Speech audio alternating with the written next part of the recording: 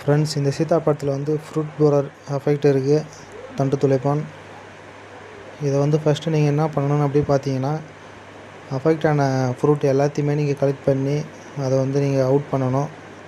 அதுக்கப்புறம் இதை நம்ம வந்து எப்படி கண்ட்ரோல் பண்ணணும் அப்படின்னு பார்த்தீங்கன்னா, 5% neem seed kernel extract use பண்ணலாம்.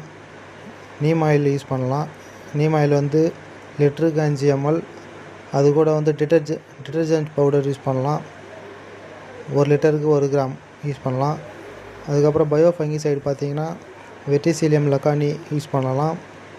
அதுக்கப்புறம் பார்த்தீங்கன்னா பெவேரியா பேசியனா இதை நம்ம யூஸ் பண்ணலாம்.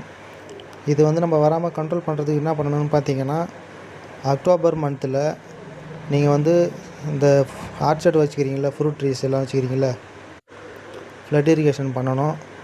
அதுக்கப்புறம் வந்து சம்மர் ப்ளோ பண்ணணும். சம்மர் ப்ளோ நீங்கள் பண்ணுறது மூலிமா சாயிலில் இருக்கிற பீப்பா எல்லாமே சன்லைட்டில் வந்து டச் ஆகி எல்லாமே பீப்பா எல்லாமே டெஸ்ட்ராய் ஆகிடும். அதுக்கப்புறம் ரெகுலராக ப்ரூனிங் பண்ணுங்கள்.